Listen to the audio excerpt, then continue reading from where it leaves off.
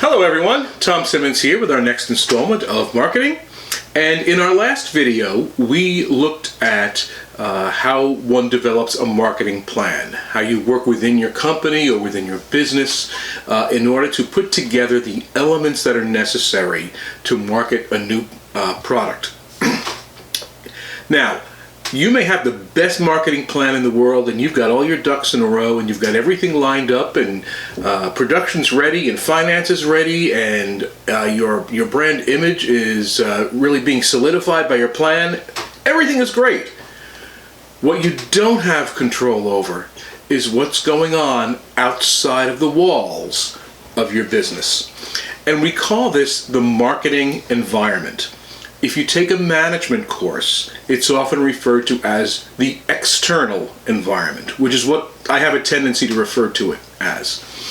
The external environment are all those elements outside of your business that are going to affect the impact and success of your marketing campaign that you have no control over.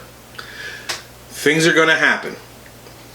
So what you can't do is control them. What you can do is be on the lookout for them and decide how you're going to pivot or react to those changes that take place in the external environment. And we call this environmental scanning.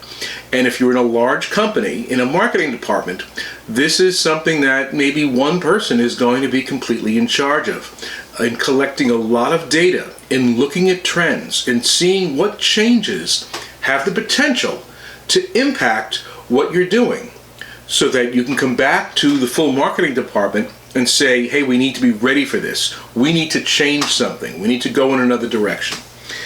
So there are 6 different elements of the external environment that we normally look at. We're going to address each of them in this video, and the first is probably going to take me the longest amount of time, and that's called the competitive environment.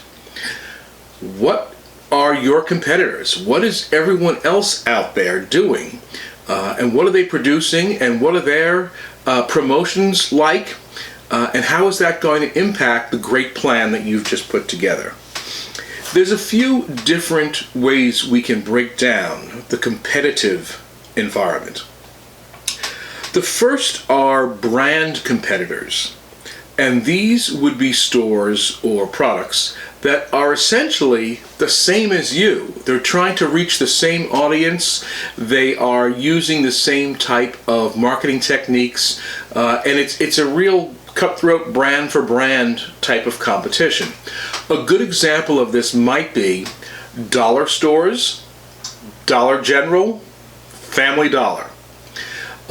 All of them are seeking to gain a competitive advantage through having a wide variety of goods at very low prices and appealing to the sense that you can get things inexpensively here.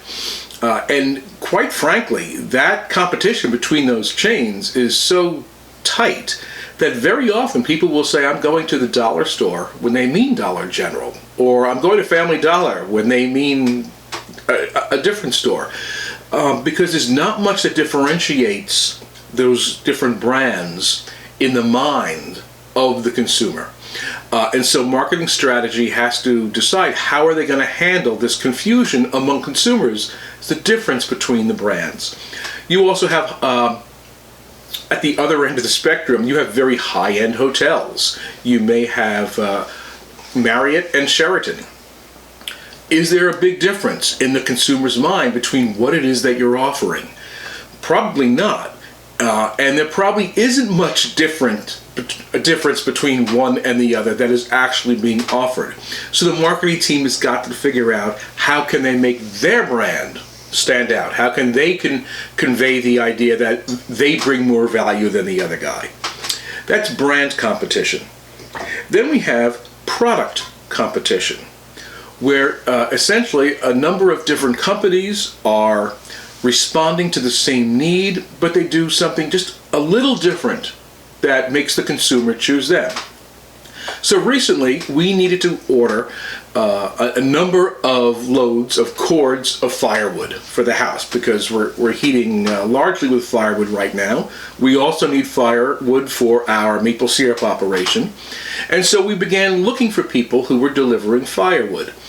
And if you've never ordered firewood, you may think, well, hey, split firewood is split firewood. What's the difference? Well, one person had some firewood that was seasoned a little longer, that was a little drier.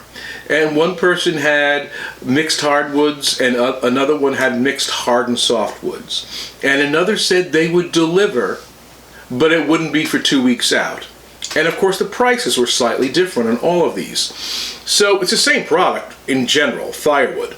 But we were able to work through, well, who has the right firewood for us? Which one is going to bring most value for us? And that's done through this process of differentiation, of what makes you different and how do you convey that information to the potential consumer.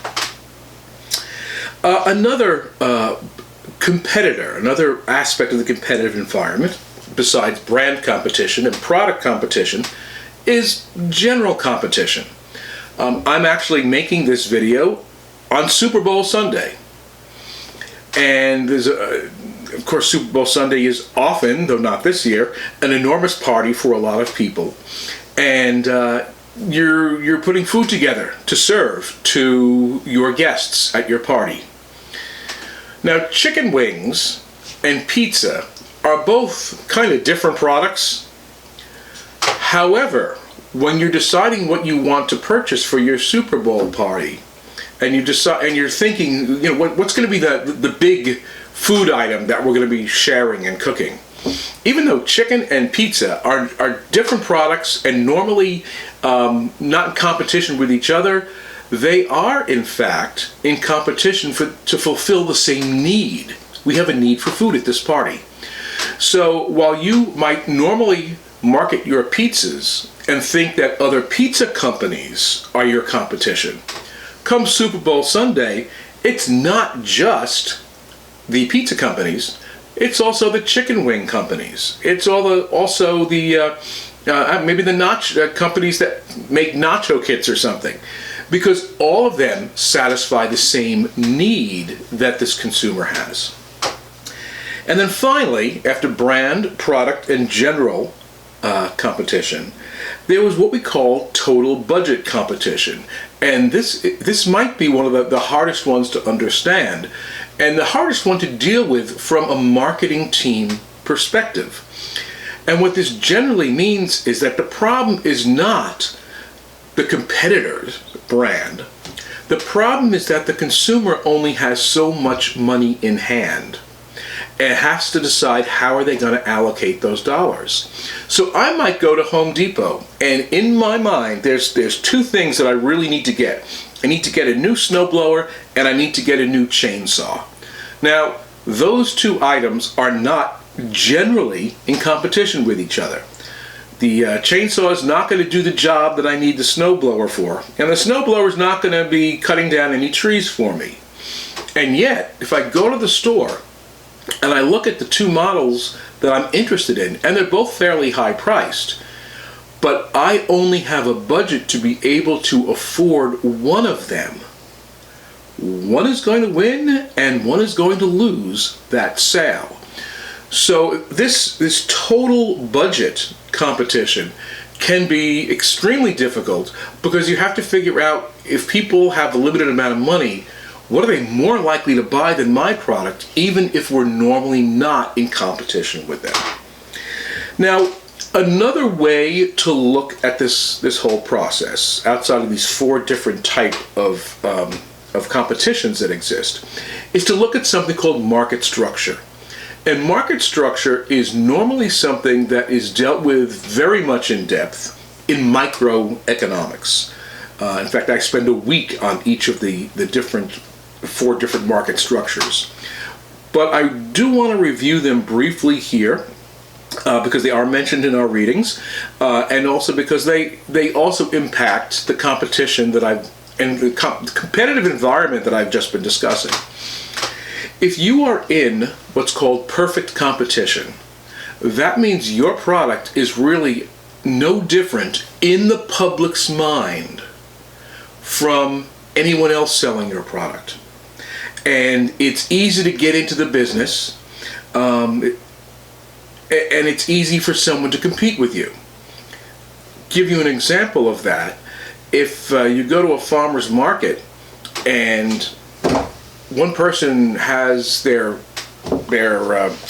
jar of maple syrup, and the next booth down has jars of maple syrup, and the next booth down has jars of maple syrup, and it's all maple syrup, and it's all the same color, and it's all in the same jar, in the public's mind, there's not much difference between them. What does make a difference? Price. When you're in perfect competition, meaning your product is the same as everyone else's in the public's mind, not in your mind, in the public's mind, then price becomes the factor that's going to determine whether they're buying your product or someone else's. It's a difficult market structure to be in because you're constantly accepting the lowest possible price for your good just in order to sell it. That's perfect competition. One step up is what we call monopolistic competition. And I need to stop right there and say, when I say monopolistic competition, do not think monopoly. That's a totally different structure. It's very confusing for students. Monopolistic competition is it's a very common competitive environment where you have differentiated your product so that in the public's mind it is different. So if we go back to that farmer's market with all those maple syrups, maybe someone aged their syrup in a bourbon barrel. I actually just saw this in the market yesterday. That makes it different. Someone else's is very, very dark or very, very light. So they're making their product different. That's called monopolistic competition.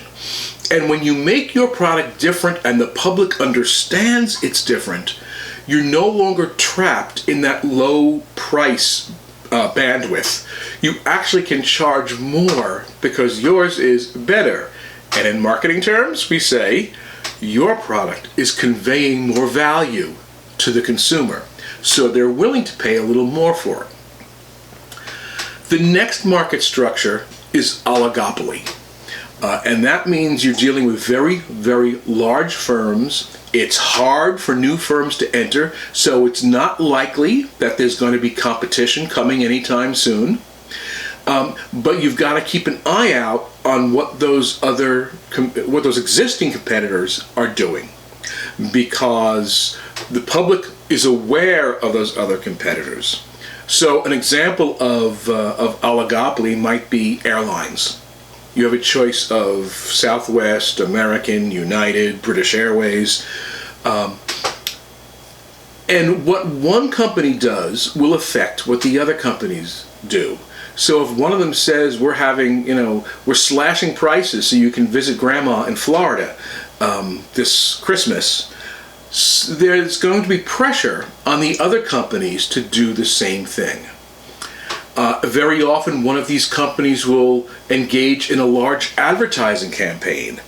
Fly to Florida this winter, fly to Florida this winter, fly to Florida this winter, and fly United. But the consumer, what they hear is fly to Florida this winter. And they may not buy a ticket on United at all. They may buy that ticket on Southwest instead. And so it's, even though you're large, you've probably got a good market share, there's still this element of competition because you may spend lots of advertising dollars and it actually helps your competitor.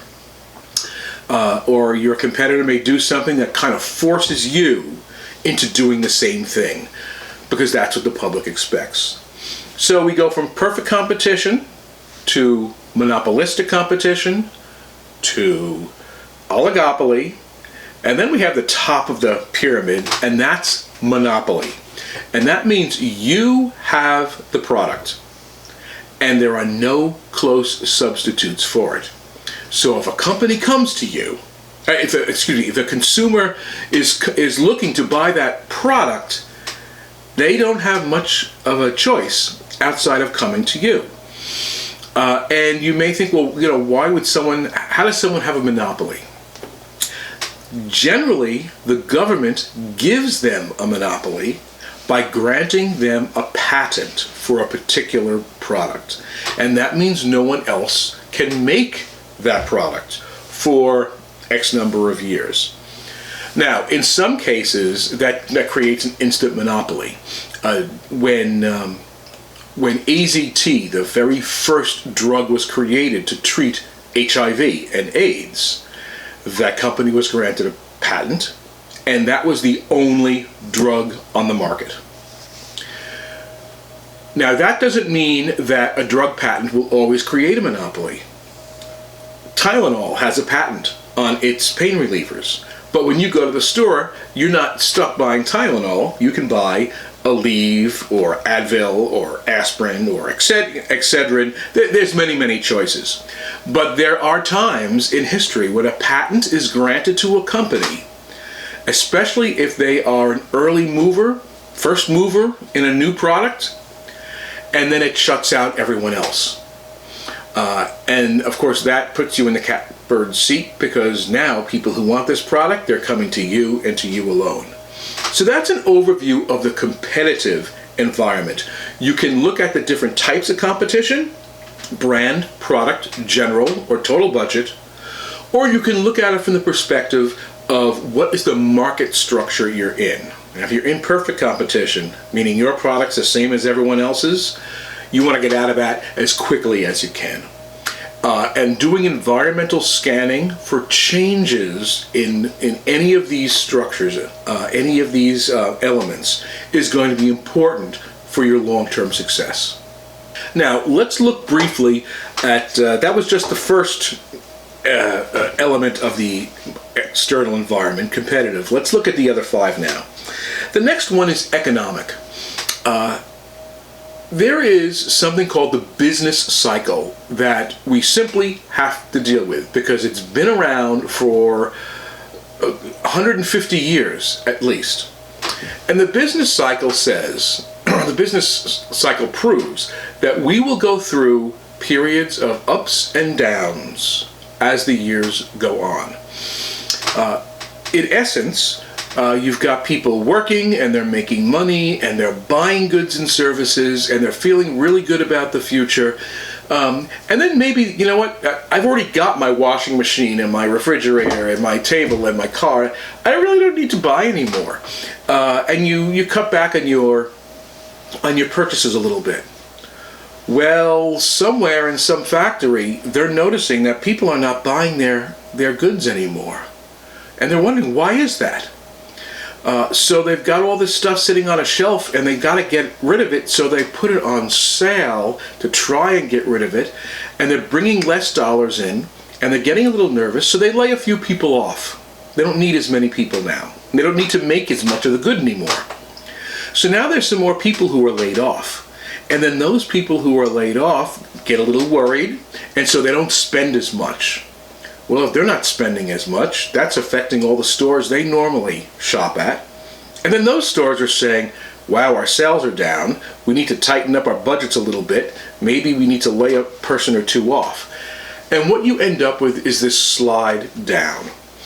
And when you get to the point where we're actually making and buying fewer goods than we did last year, that's called a recession.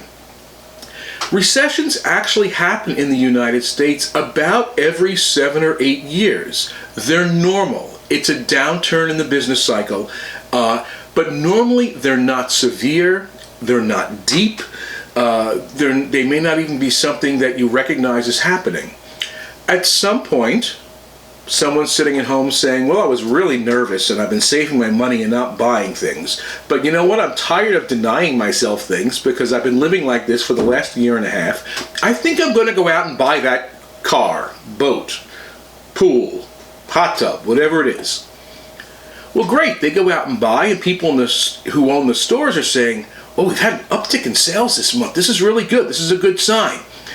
Wow, maybe we ought to hire someone to increase our sales force and increase the manufacture of what we've got. And they hire people. And people say, wow, good times are back again. There's more people being hired. Unemployment is down. Let's spend our money. And now you have a rise in purchases, in GDP. This is called the boom and bust cycle. And as I said, it's very normal, very natural. But for you, as a marketing director, if you're marketing something that is a particularly expensive product, you need to know where in that business cycle you are. If you're marketing something that is very low cost, maybe you're competing with that Dollar General type store. Going into the bust, going into the recession, might be the time to strike, because now you're offering consumers goods they need or want at a lower price than everyone else, or at a very low price that makes you more attractive. So you've got to be aware of the business cycle and the external economic environment as you're planning the rollout of your products. Another thing to be aware of course, when we look at the economic cycle, are housing prices. And there are certain places there where housing prices are through the roof. And we talked earlier about the total budget competition. Well, if you're someone living in a room smaller than my kitchen in Manhattan for $2,000 or $3,000 a month, and you're not making too much money, there's a budget crunch there, and you may not be able to sell what you have to that person simply because they're using all of their income for their housing costs. So keeping in mind housing prices, what type of people are buying those houses and moving in and out of the community, that requires environmental scanning. A third piece of the external environment is the political environment. Are there state legislatures or federal government politicians getting upset with your particular business or industry or product? Are they passing laws that are going to impact you? Every social media platform right now is under the magnifying glass by the U.S. Congress as to what are they or are they not responsible when it comes to things that are said or passed around on social media. The cannabis industry is in the same position. Whenever you've got politicians discussing your business, you need to be scanning to see how this could possibly affect you and have contingency plans to go one way or another depending on what they do. Related to that, in number 4, is the legal environment. It was just in the last year that Uber, who uses independent contractors as drivers to take people places, came under a court decision in California where California said, Uber, you must treat your drivers as employees, not independent contractors. Well, from a legal perspective, that's a big difference because employees have to have taxes withheld. Contractors do not. Employees are eligible for benefits. Contractors are not. This was a major, major financial impact to that industry in California. So watching for the big legal cases that are coming up and how they may affect you is going to be important to you as a marketing professional. The 5th one, and I really don't need to spend too much time on this, is technological. Technology has always changed industries, going from horse and buggies to cars to trains to planes and back to cars again. From typewriters to selectric typewriters to keyboards from desktops to laptops to tablets to your phone. You've all lived through an era of rapid technological change. And quite frankly, those of you who are younger watching this, you're probably more adept to see those changes coming than someone like I am. But if you're going to be marketing a product, if you're going to be engaged in business, these technological changes are happening quicker and quicker and quicker. And it's something that you just need to be on top of. Finally, the sixth big change in the external environment are sociocultural changes. Changes in the makeup of the population, their values, and their ideas. The demographics. I live in Vermont. It's an aging state. Every year, a larger and larger percentage of the population is characterized as elderly or senior citizen. That is a threat to businesses that require a young workforce. It is an opportunity for people who want to market goods and services to an elder-based community. Might also be an opportunity for one employer to have such a great compensation package that they are able to snatch up the young workers and deprive competitors of those workers. Changes in the Hispanic population, changes in Asian population, in immigrants, in the number of children that families have. You know, my grandfather was one of 13 children. There were 2 children in my family. So family size, family dynamics, what families spend money on is going to change. The advent of Ancestry, DNA, 23andMe, all of those DNA companies has led to a little bit of a resurgence in people's interest in their ethnic background and in ethnic products. It was no surprise that in 1995, after the movie Braveheart got released, there was a sudden explosion of interest in Scottish and Celtic culture. People wanted things printed in their Scottish tartan, and all things Scotland were the rage.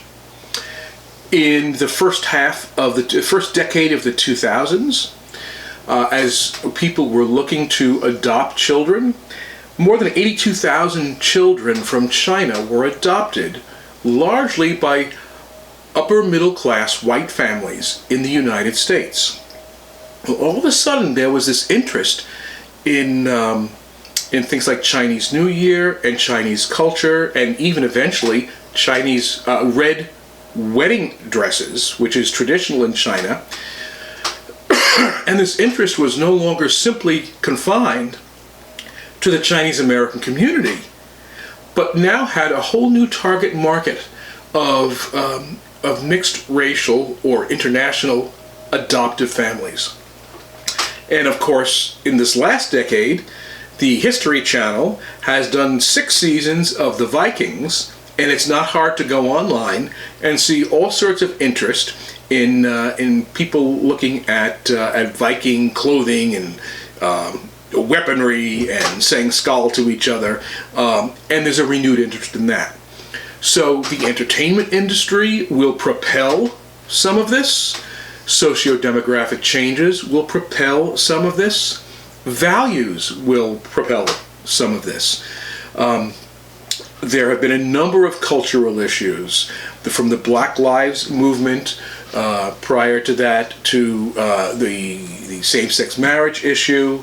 Now we have the issue of gender identification and non-binary identification. All of these are in the public's mind, and all of these are affecting purchase decisions, and so businesses are making sure that they are on the cutting edge of that, so that they're riding the wave of this interest and not falling behind. Pretty much the same thing that's happened with green energy and solar energy and recycling, and making sure that our waste stream is less than it has been in the past. So you've got all of these things going on in the external environment: the competitive element, the economic element, the legal elements and the political elements, technology changes, sociocultural changes. You have no control over them. What you can control is how you respond. And that requires, as I started this video, with constant environmental scanning, collecting data, looking for those trends, and making sure you get out in front of them to capture the opportunity rather than allowing these changes to become a threat to what it is that you do because, well, that's what we do and we do it that way all the time. That's not going to work. Tom Simmons, thank you for joining me in this video today.